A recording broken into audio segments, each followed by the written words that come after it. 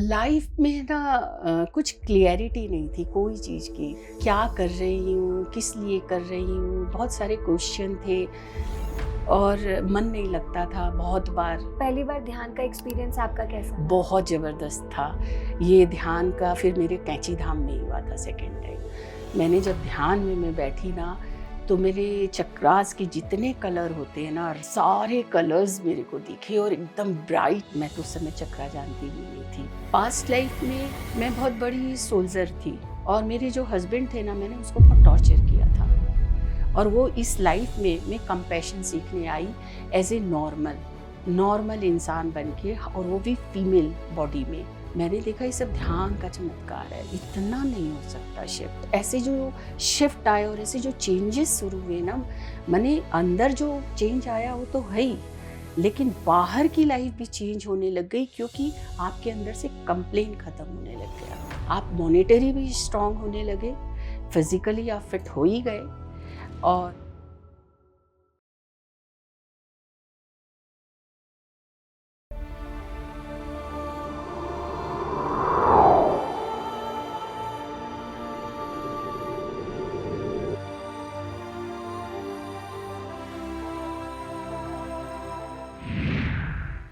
नमस्कार, स्वागत है आप सभी का पीएमसी हिंदी के खास कार्यक्रम आत्मा की यात्रा में। दर्शकों, हर आत्मा इस धरती पर चैलेंजेस फेस करती है, लेकिन उन चैलेंजेस के माध्यम से उसे कुछ लेसन्स लेने होते हैं। ये उस आत्मा पे भी डिपेंड करता है कि वो उस चैलेंज से लेसन ले पाती है कि नहीं। ये लेसन हम कैसे ले सकते हैं? वो आत्मा अपने चैलेंजेस से लेसन तभी ले पाती है जब वो ध्यान से जुड़ती है। ऐसी ही एक जर्नी आज हम आपके साथ शेयर करने वाले हैं, जो कि कोलकाता से हैं। इनका नाम है रीटा जैन। ये बताती हैं कि ध्यान के माध्यम से इनकी लाइफ बिल्कुल ट्रांसफॉर्म हो गई। जैसे पत्री सर कहते हैं कि ध्यान से सब कुछ है, यानी ध्यान ही सब कुछ है। तो रीटा जैन का भी यही कहना है कि ध्यान ही सब कुछ है, ध्यान से ही सब कुछ है। तो ऐसा क्या हुआ उनकी लाइफ में, ऐसे क्या चेंजेस उनकी लाइफ में ध्यान से आए हैं, ये आज हम रीटा जैन से ही जानेंगे। तो चलिए कार्यक्रम की शुरुआत करते हैं और रीटा जी का स्वागत करते हैं। मैम, आपका बहुत बहुत स्वागत है हमारे कार्यक्रम में। मेरा भी आप सभी को आत्मवंदन। जी मैम, तो सबसे पहला प्रश्न मेरा आपके बारे में ही रहेगा कि आपका जन्म कहाँ हुआ, आपके माता पिता कौन थे, क्या शिक्षा आपने प्राप्त की, घर में कौन कौन था, यहीं से शुरू करेंगे। मेरा जन्म रानीगंज, बहुत छोटे से जगह, बंगाल का बहुत छोटा सा जगह है रानीगंज, कोलफील्ड एरिया है। और अब तो उस पे पिक्चर भी बन गई, इसलिए सभी जानते हैं, वहाँ हुआ। और मेरे फादर का नाम ओम प्रकाश झुनझुनवाला था और मम्मी का नाम बिमला देवी। दोनों अभी नहीं है वर्तमान में। और हम लोग 4 बहनें और 1 भाई हैं, उसमें एक बड़ी दीदी नहीं है अब। जी, तो आपके पापा मम्मी उस समय क्या करते थे? मेरे पापा एक सफल व्यापारी थे। बहुत वेल टू डू फैमिली में मेरा जन्म हुआ था। जी, तो आगे थोड़ा-सा आप अपने बारे में बताइए कि कैसी आपकी शिक्षा रही? क्या-क्या आपने आगे अपनी लाइफ में चैलेंजेस फेस किए?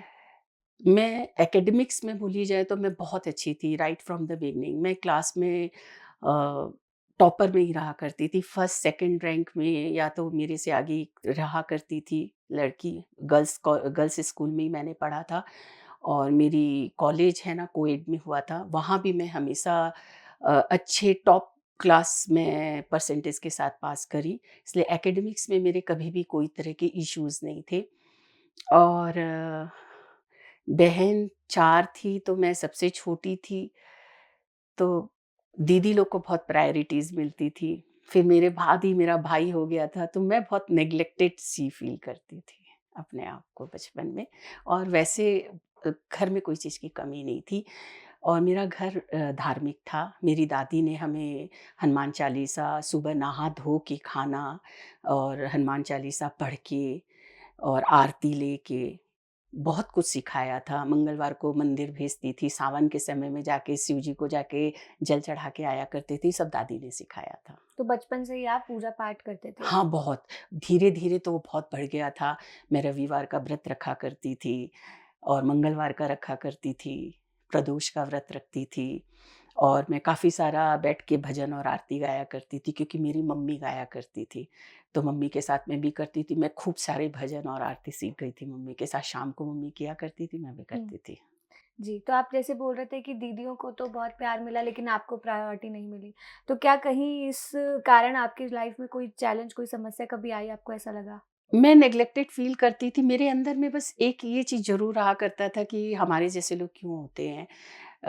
4 बहनों में मेरी क्या ज़रूरत थी इस दुनिया में? नेचर शांत रहा हमेशा, तो कभी उग्र होके कभी इस चीज़ को नहीं किया, लेकिन अंदर में दबा हुआ था इस चीज़ का, तकलीफ़ थी मेरे, हमेशा पेन रहता था, दर्द रहता था कि दीदी लोग को प्रायोरिटीज़ तो मिलती कहीं है। न कहीं आपका जो है इनर चाइल्ड ट्रॉमा एक बन रहा था, क्रिएट हो रहा था। हाँ, आप हाँ। बोल नहीं पा रहे थे लेकिन अंदर वो हाँ, था। हाँ, बिल्कुल, बिल्कुल। जी। इसमें कोई गुंजाइश नहीं है, था मेरे।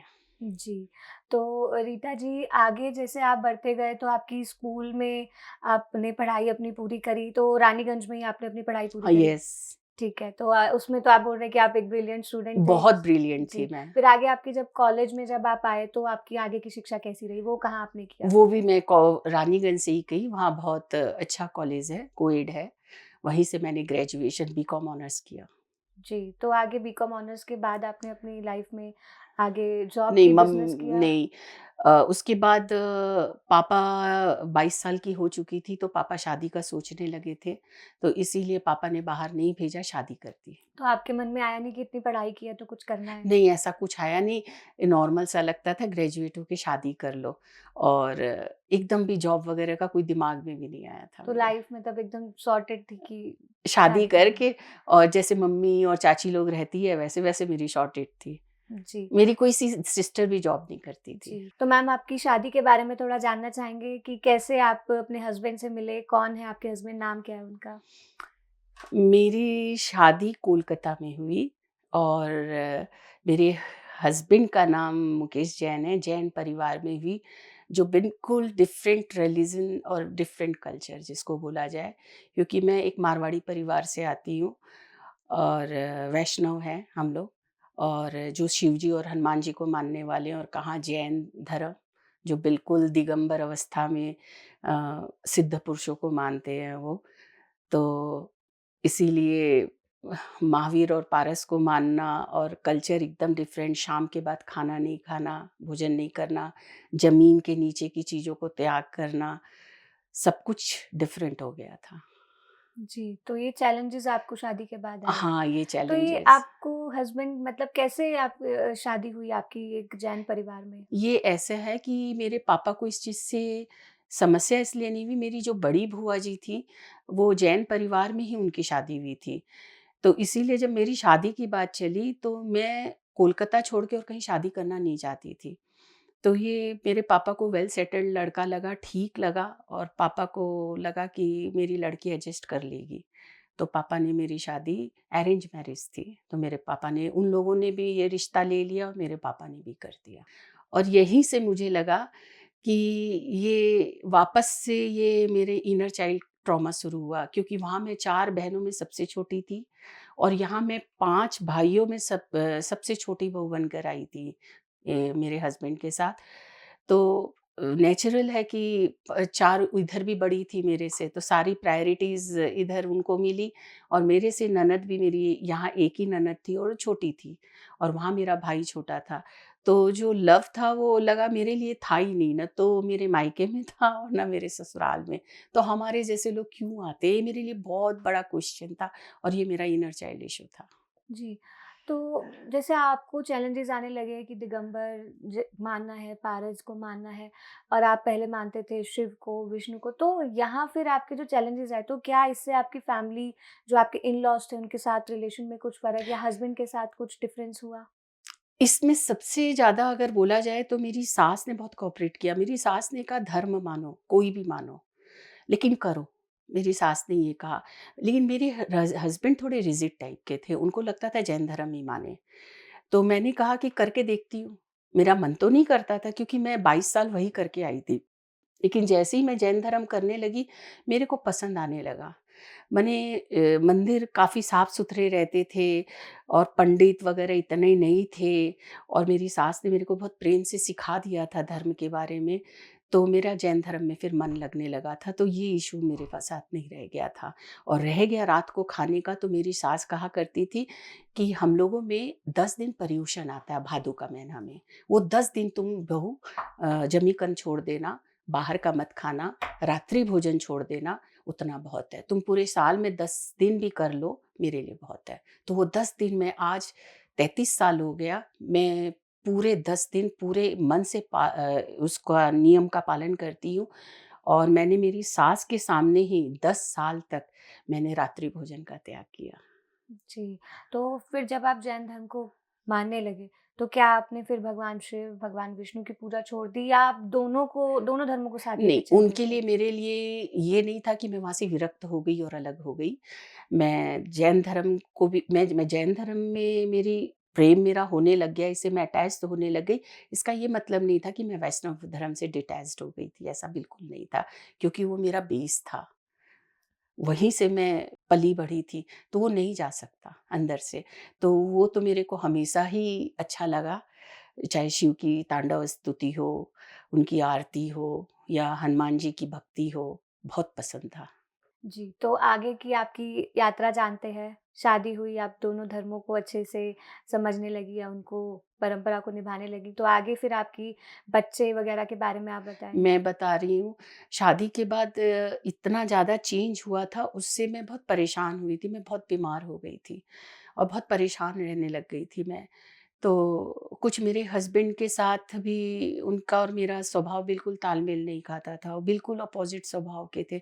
मेरे को हँसना, बोलना, घूमना-फिरना, वो बिल्कुल रिज़र्व टाइप के थे, उनको ना ज़्यादा हँसना अच्छा लगता था, ना बोलना, ना कहीं जाना, ना आना, वो ना कहीं फ्रेंड सर्कल में कहीं नहीं लेके जाते थे। बल्कि उनका जो फ्रेंड सर्कल था, उन्होंने वो भी छोड़ दिया था शादी के बाद कि उनको मेरे को लेके नहीं जाना पड़े।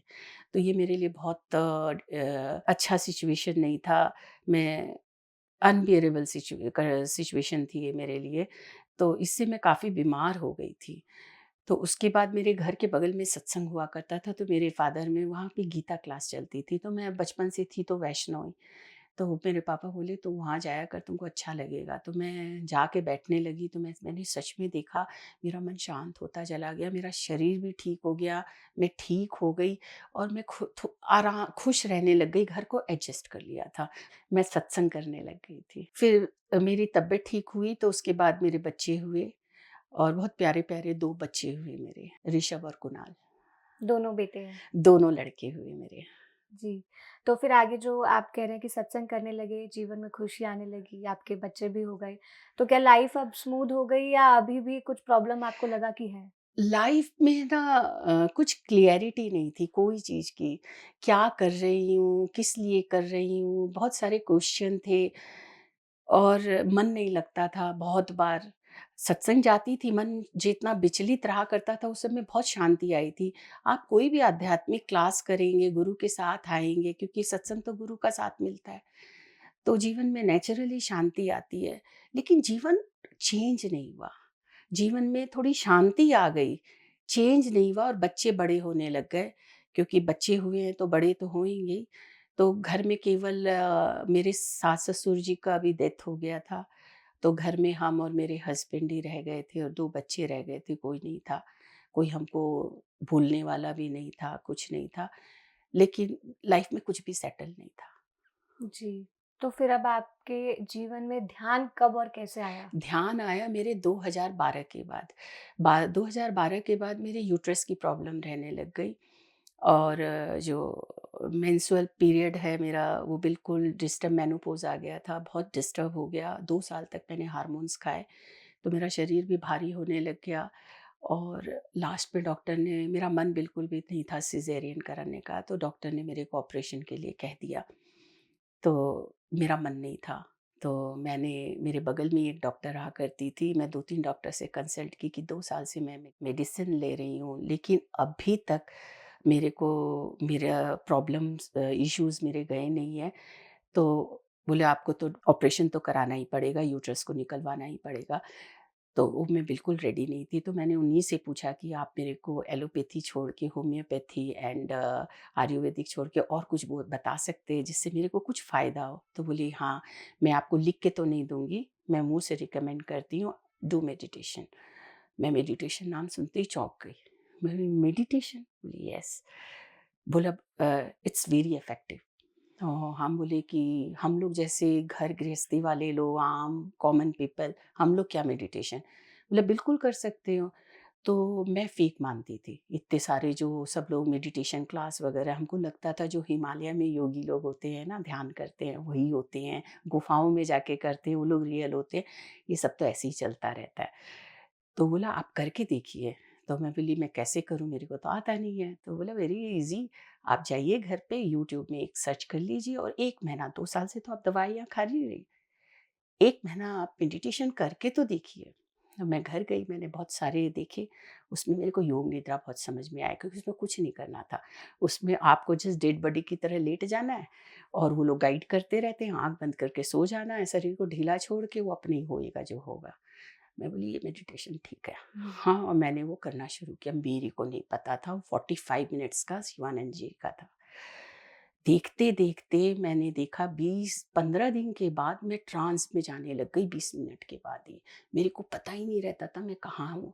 मैं अलार्म लगा के मैं रखने लग गई और 1 घंटा बाद मैं अलार्म लगा, 45 मिनट्स का रहता था और 1 घंटा का मैं अलार्म लगाती थी। 1 घंटा के बाद जब वो अलार्म बजता था तभी मैं अवेक होती थी, अपनी जागृति में आती थी। उसके पहले मैं एकदम गहरे ट्रांस में गई हुई रहती थी। और मेरे देखते-देखते 1 महीना के अंदर मैंने देखा मेरी जो इश्यूज़ थे, प्रॉब्लम थी, वो बंद हो गए। और दूसरे महीने में आते-आते मेरी दवाइयाँ छूट गई और ऑपरेशन दूर, दवाइयाँ भी बंद। दवाइयाँ भी। और तीसरे महीने में जब मैं डॉक्टर के पास गई, उसने रिपोर्ट करवाया, तो मेरे कुछ भी नहीं था, मेरे को ऑपरेशन की कोई ज़रूरत नहीं थी। अभी मैं केवल योग निद्रा करी थी, मैं तो मेडिटेशन सीखी ही नहीं थी, उसका ये फ़र्क था। मैं अंदर से इतनी आश्चर्यचकित थी कि मैं बता नहीं सकती, ये मिरेकुलस था मेरे लिए। और उस दिन का दिन, आज का दिन, अभी तक मेरा कोई सीज़र, कोई ऑपरेशन नहीं हुआ है, कि मेरे कोई इश्यूज़ नहीं है, मेरा शरीर भी हेवी है, लेकिन बल्कि मेरे बीपी रहा करता था, वो भी मेरा ख़त्म हो गया था। मैंने बहुत बड़ा प्रभाव देखा योग निद्रा का केवल 3 मंथ्स की प्रैक्टिस में। जी, तो फिर आगे फिर आप आनापानसती ध्यान से कैसे जुड़े? ये ऐसा है कि एक दिन गुरु पूर्णिमा था, इसी के कंटिन्यूअस में, तो ये मैं करने लग गई थी। तो गुरु पूर्णिमा आया तो उस दिन मैं सोची कि मैं आँख बंद करके लेटने की जगह मैं बैठी-बैठी सत्संग में, और मैं सोची कि मैं यहीं पे योग निद्रा कर लेती हूँ। और मैं वहीं पर आँख बंद करके और मैं पूरा चेतना को अपने पूरे बॉडी में घुमाने लग गई। जैसे योग निद्रा में पूरे पैर से लेके सिर तक करते हैं हम।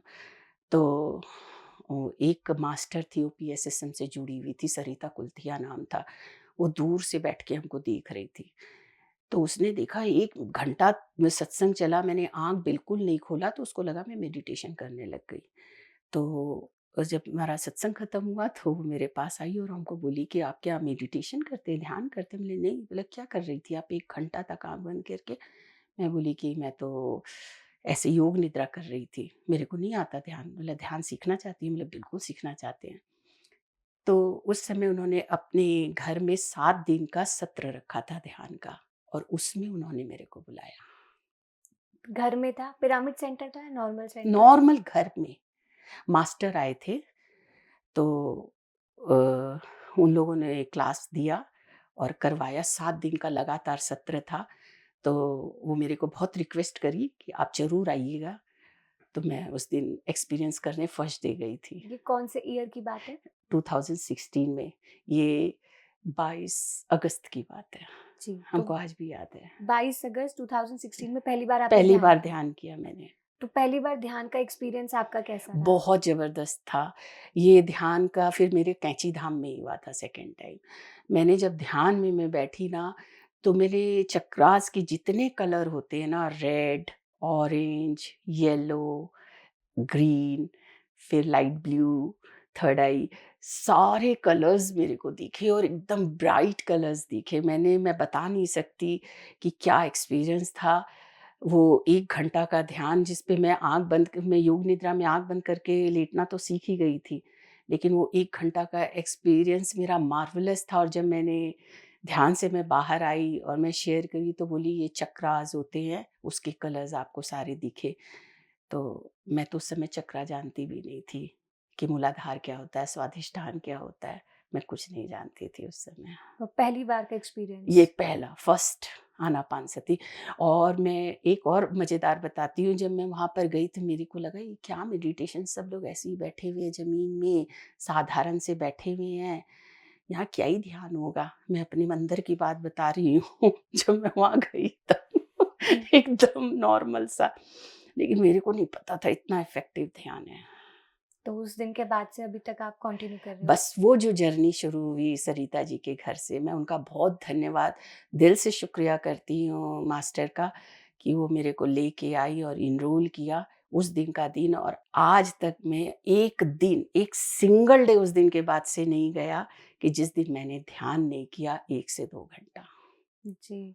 तो मैम इतने टाइम से आप ध्यान कर रहे हो, तो कुछ और एक्सपीरियंसेस आपके ध्यान में? मैं मिरेकुलस एक्सपीरियंसेस है मेरे ध्यान के। एक तो ज़बरदस्त चेंज आया अंदर में, हितेश और शुभांगी आई, तो उस समय तक मेरे को इनर चाइल्ड इश्यूज़ का नहीं पता था। तो उन्होंने मेरा ये ब्लॉकेज खोला जो मेरे अंदर में था, कि हमारे जैसे लोग क्यों आते हैं इस दुनिया में।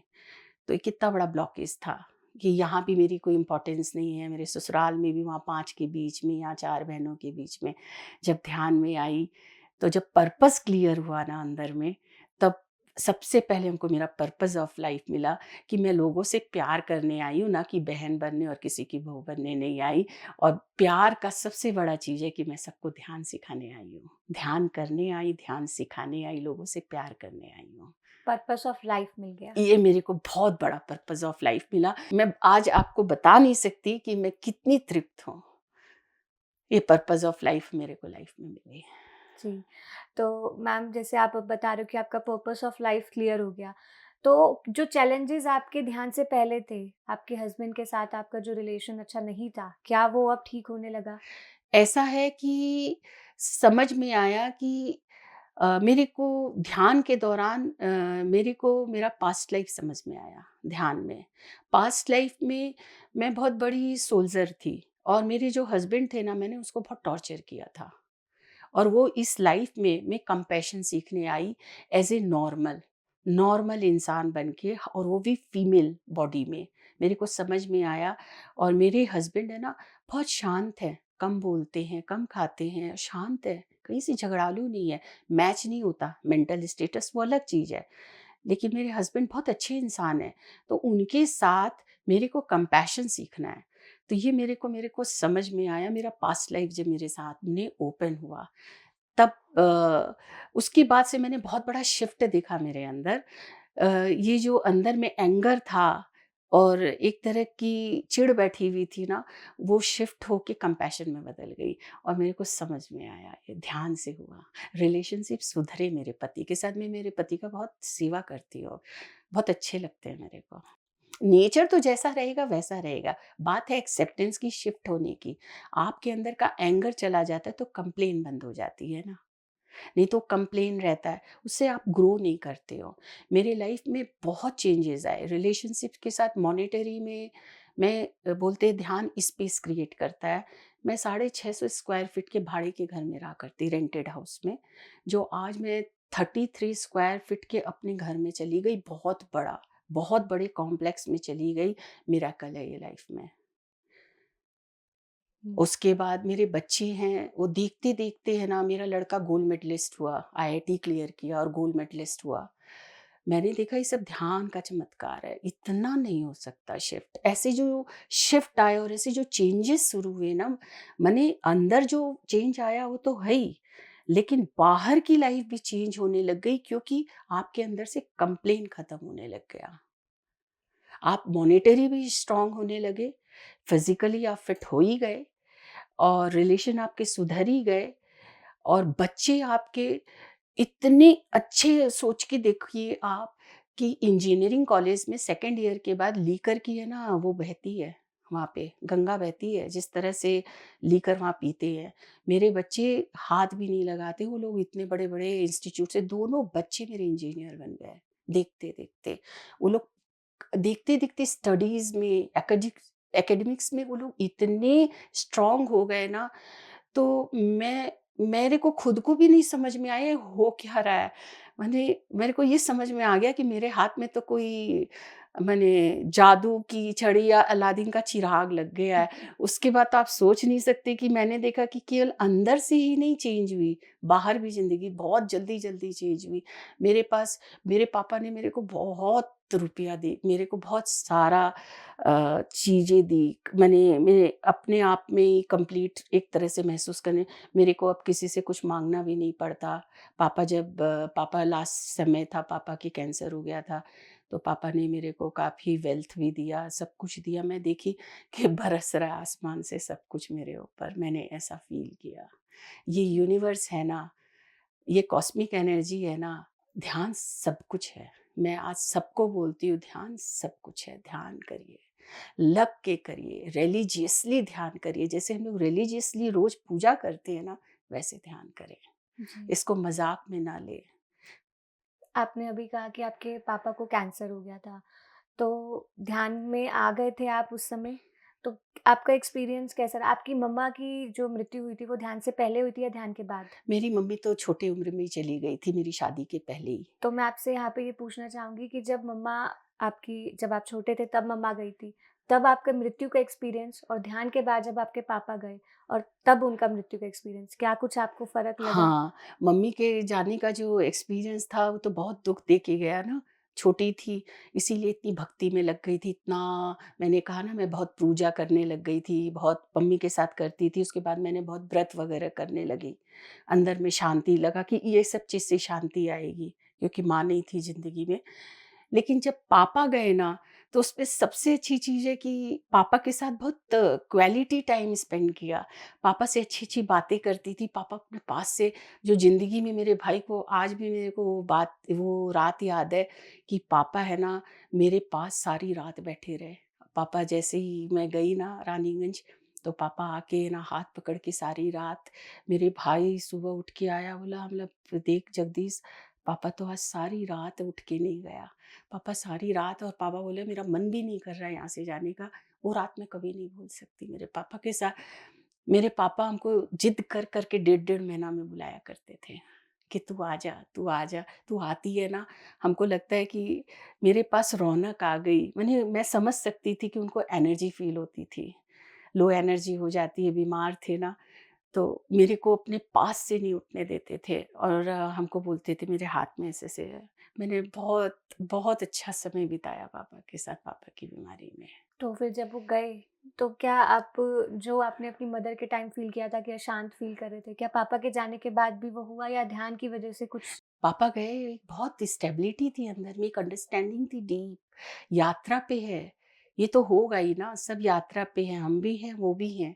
अपनी यात्रा सुखपूर्वक, अपना अच्छा परिवार देख के, सब सुख देख के अच्छे से पापा गए।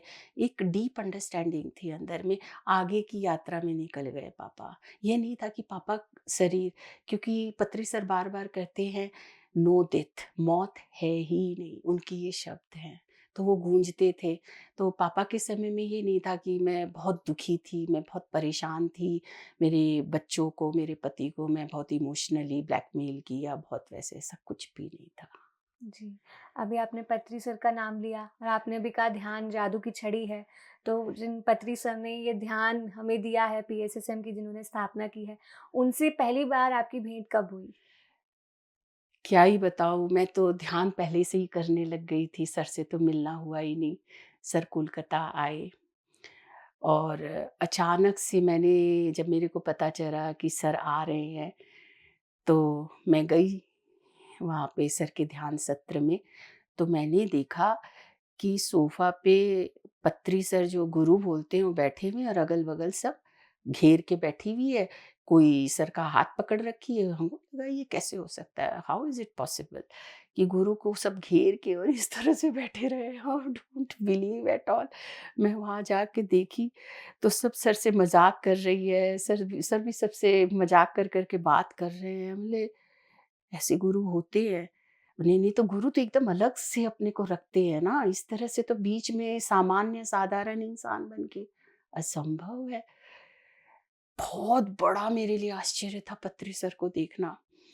उसके बाद ध्यान का सत्र शुरू हुआ, तो मैं सर को प्रणाम करी, नॉर्मल रहा और सर ध्यान करवाए। ध्यान करने के बाद जब प्रसाद बट सब खाने लगे, प्रसाद लेने लगे, खाना खाने लगे, तो मैं देखी पत्री सर आए और आके मेरे थाली में से उठा के खाया। मेरे को और विश्वास नहीं हुआ और उसके बाद सर ने आँख में आँख मिलाया।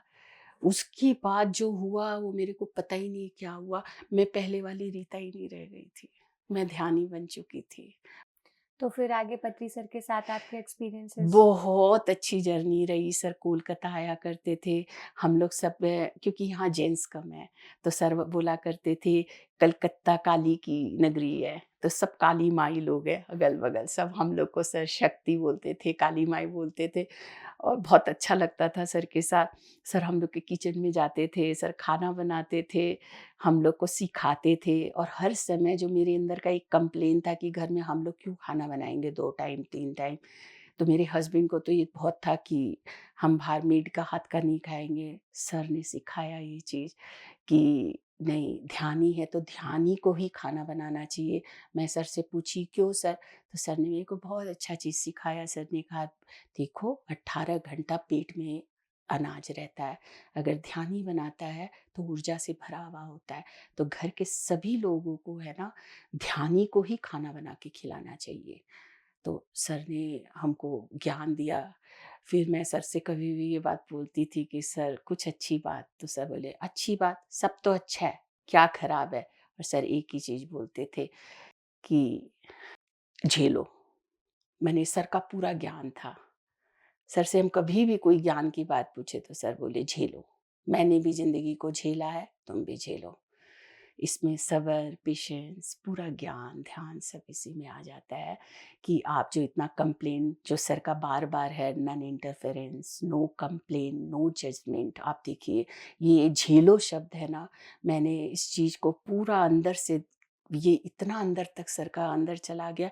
अब कोई भी लाइफ में सिचुएशन आती है तो सर का वो एक वर्ड जो है ना वो अ, ऐज़ ए जिसको बोला जाए ना कि आपके लिए एक बहुत बड़ा ब्रह्म वाक्य बन गया झेलो, तो वो आपको बहुत शांति माने मेरे को शांति मिल जाती है, झेलो।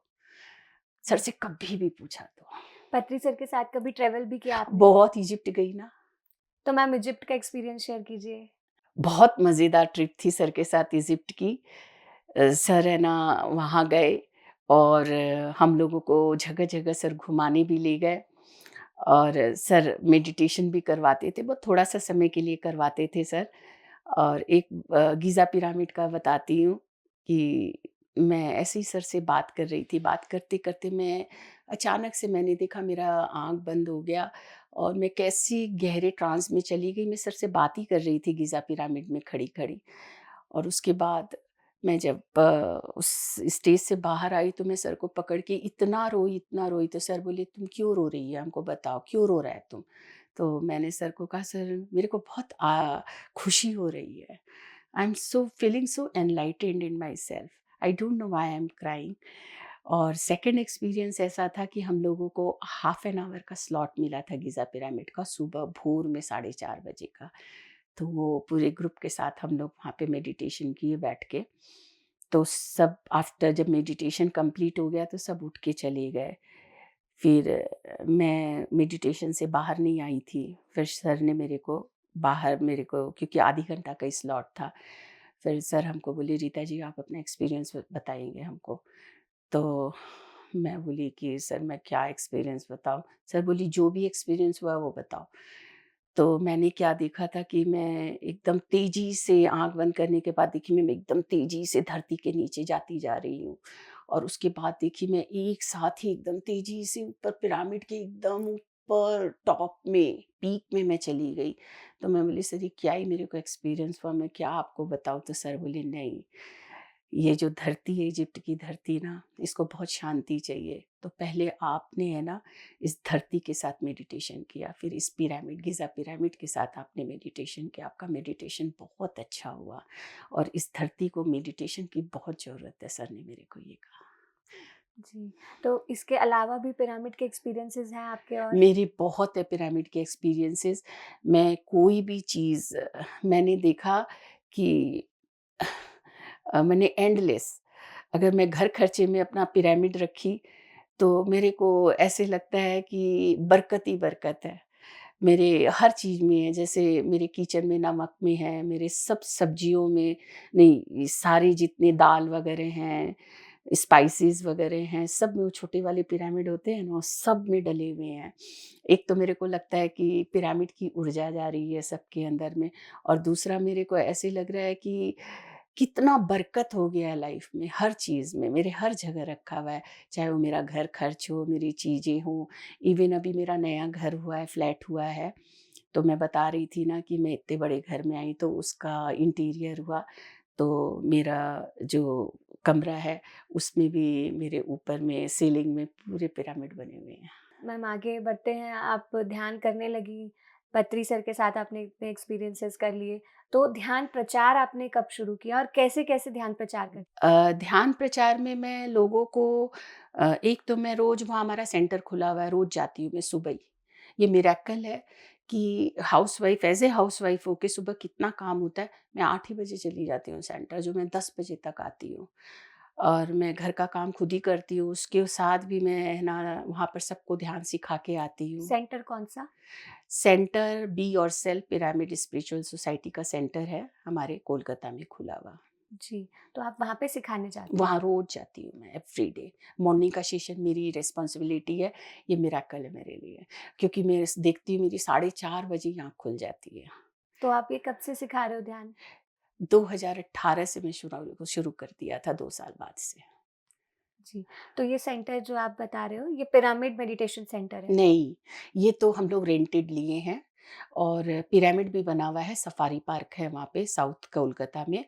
वहाँ पर दूसरे मास्टर हैं, वो देखते हैं, लेकिन पिरामिड मेडिटेशन भी होता है वहाँ पर। तो आप वहाँ भी जाते हो सिखाने? हाँ, बिल्कुल जाते हैं हम लोग सब, जी, पूरी टीम जाती है। और ऑनलाइन कैसे आप सिखाते हो? ज़ूम पे, ज़ूम पे काफ़ी लोग जुड़ते हैं ना, तब ऑनलाइन सिखाती हूँ। तो मैम मैं आपसे यहाँ पे जानना चाहूँगी कि कुछ एक्सपीरियंसेस अगर आप शेयर करना चाहें, उन लोगों को जो आपके माध्यम से ध्यान में जुड़े हैं? मेरे माध्यम से सीखी, मैं एक बहुत अच्छा एक्सपीरियंस बताती हूँ आपको। मेरे घर के नीचे ही मैंने टेनेंट थी, और वो बहुत बीमार थी, बहुत ही बीमार, और उसकी फैमिली लाइफ भी अच्छी नहीं थी, और फिज़िकली वो बहुत बीमार थी, और लग रहा था कि वो बचेगी भी कि नहीं। मेरा उससे कोई कॉन्टैक्ट नहीं था। एक दिन मैं सीढ़ी से चढ़ के अपने घर जा रही थी, जब मैं पुराने घर में थी, रेंटेड हाउस में, वहाँ की बता रही हूँ। तो मैंने उसको रोते हुए सुना। मेरे को बहुत खराब लगा, मैं मेडिटेटर थी। मैं देखी ध्यान से सब कुछ होता है, ये क्यों रोएगी? इसको तो मैं ध्यान सिखाऊँगी। मैं दूसरे दिन उसके घर गई, और मैंने उसको ध्यान सिखाया। मैं उसके पास जाके बैठने लगी। रोज़ मैं हर 1 दिन 2 दिन बाद जाने लग गई। तो जब थोड़ी-सी दवाइयाँ ठीक हुई, और थोड़ी-सी बेड रिडेन थी, थोड़ी-सी वो तकिया के सहारे बैठने लगी, तो मैंने उसको मेडिटेशन सिखाया, और उसको मैंने अपने जीवन में, कितना इसका प्रभाव हुआ, और कितना सुंदर प्रभाव हुआ, और कितना मिला, मैं उसको बहुत मोटिवेट करने लगी। मैं देखिए वो ध्यान करने लगी, और ध्यान करते-करते वो 9 महीना के अंदर, 8-9 में उसकी टीबी ठीक हो गई। टीबी ठीक ही नहीं हुई, वो पहले से ज़्यादा ऊर्जावान हो गई, और वो घर का इतना काम करने लग गई। कहाँ वो बेड रिडेन थी, और कहाँ उसके घर वालों को लग रहा था सर्वाइव भी करेगी कि नहीं। उसने भी ध्यान का बहुत बड़ा इफ़ेक्ट देखा अपने लाइफ में, और वो पत्री सर से मिली भी नहीं थी उस समय तक। फिर और वो ध्यान रेगुलर करने लग गई, दोनों टाइम करने लग गई, लग के करने लग गई।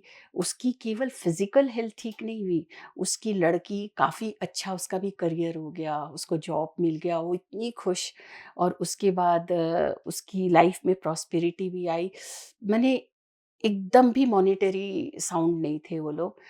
अब उसने अपना घर बनवा लिया है, और उसने एक शॉप भी खरीद ली है, तो बहुत खुश रहती है वो, बहुत हैप्पी। ये मेरे लाइफ का, मैं कहती हूँ ना कि सफल लगता है जीवन। जब ऐसा देखती हूँ ना, तो लगता है जीवन सफल हुआ। कि जो आपने कहा था पर्पस ऑफ लाइफ। पर्पस, माने जब मैं बीना को देखती हूँ ना, तो लगता है सफल हुआ लाइफ। जी।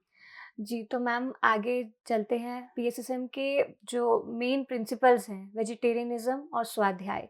तो पहले मैं आपसे स्वाध्याय पे जानना चाहूँगी कि क्या आप स्वाध्याय करते हैं? हाँ, बिल्कुल करते तो हैं। कुछ बुक्स आप बताइए कि आपने जो पढ़ी हो और आपकी लाइफ में उससे कोई इम्पैक्ट पड़ा हो? मैंने पत्री सर की अमृत बिंदु पढ़ी, अमृत कलश पढ़ा, योगी की आत्मकथा, बायोग्राफी ऑफ योगी, ऑटोबायोग्राफी हाँ, की? ऑटोबायोग्राफी ऑफ योगी पढ़ा, और तुम शाश्वत हो। लुप्सा रांगपा का मैंने ये पढ़ा, लुइस हे का पढ़ा, तो यू कैन हील योरसेल्फ। तो ये सब बुक पढ़ा और बहुत इंस्पायर्ड हुई मैं। ये बुक्स आपने ध्यान में आने के बाद ही पढ़नी शुरू करी थी, ध्यान से पहले पढ़ते थे आप बुक्स? नहीं, ये पहले नहीं पढ़ा करती तो थी। आपको ऐसा लगता है कि ध्यान के साथ-साथ स्वाध्याय करना चाहिए, ज़रूरी है? हम लोग के जो 5 पिलर्स हैं ना, इसमें ध्यान जगत आता है, शाकाहार जगत आता है, और स्वाध्याय आता है, पिरामिड जगत आता है, सज्जन सांगत्य। तो इसमें जो आप स्वाध्याय है, बहुत ध्यान जगत है, ये आपको नो माइंड स्टेट में ले जाता है, जहाँ विचार शून्य हो जाता है। लेकिन विज़डम कहाँ से आएगा? विज़डम बुक रीडिंग से आएगा। मास्टर्स के अच्छे-अच्छे वीडियो सुनने से आएँगे, सेशंस करने से आएँगे। तो इसीलिए आपको स्वाध्याय तो करना ही पड़ेगा, और जी। सज्जन सांगत्य करना ही पड़ेगा। लोगों के एक्सपीरियंस सुनेंगे एनलाइटेंड, तो उससे आपको भी अंदर से एक मोटिवेशन मिलता है। मैम जैसे कि अभी मुख्य सिद्धांतों की बात हुई है, उसमें से एक शाकाहार है। तो जो आपके पास ध्यान सीखने आते हैं लोग, तो क्या आप उनको शाकाहार बनने के लिए प्रेरित करते हैं?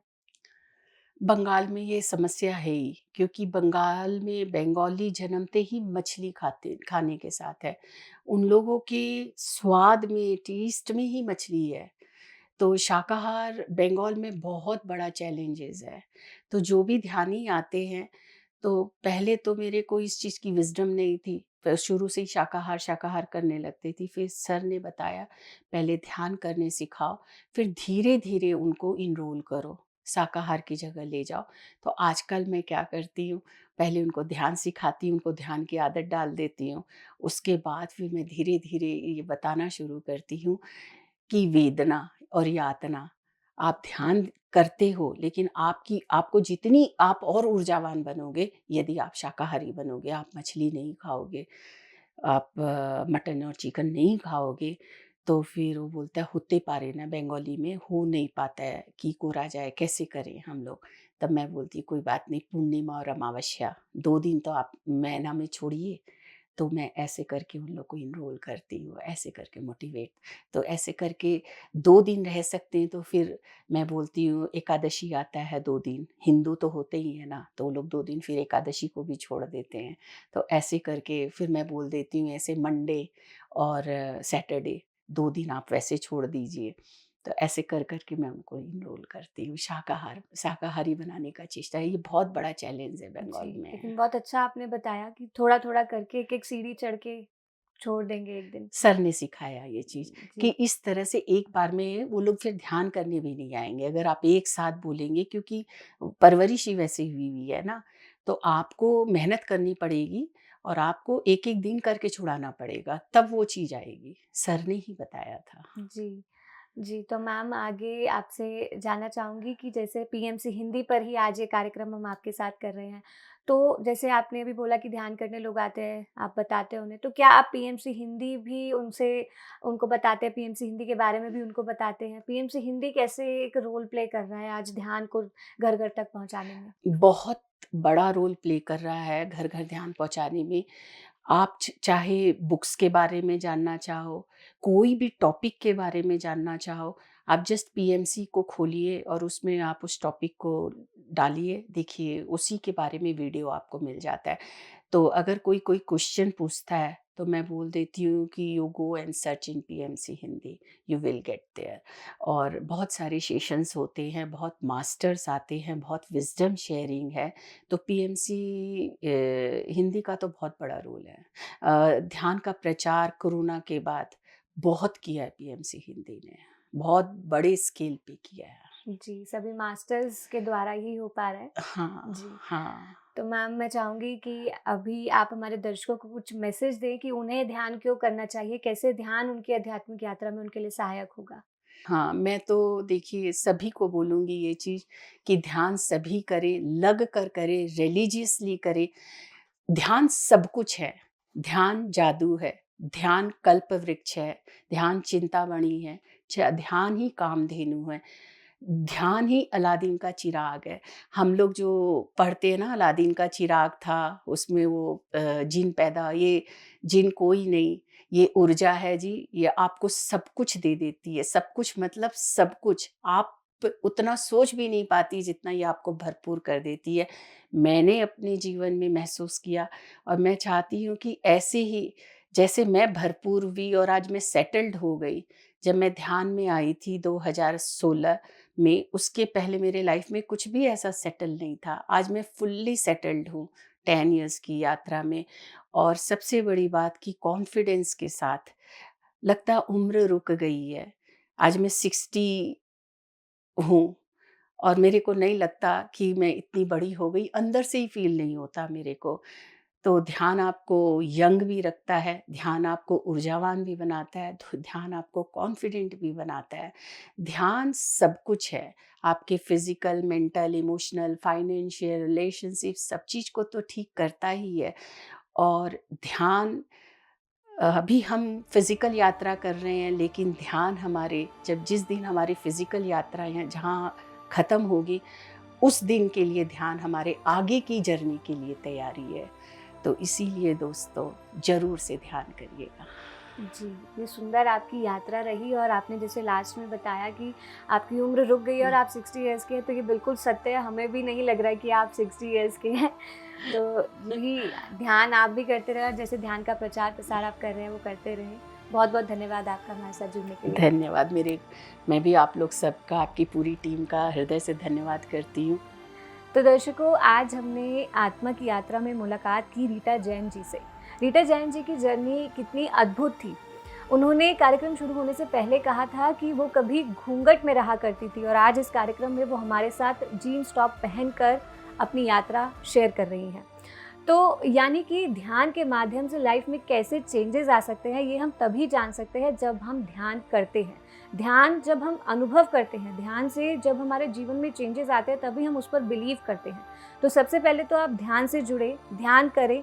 जब आप उस अनुभव को फील करें, ध्यान से अपने जीवन में उस चेंजेस को फील करें, तब आप उसका प्रचार प्रसार भी करें। यही आज का उनका संदेश भी था कि ध्यान सब कुछ है। जैसे उन्होंने कहा कि ध्यान उनके लिए जादू की छड़ी रही है, तो वो जादू की छड़ी आपकी भी हो सकती है यदि आप ध्यान करें तो ध्यान करें, ध्यान का प्रचार प्रसार करें।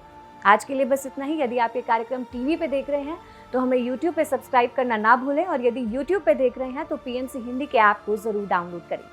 नमस्कार। PMC हिंदी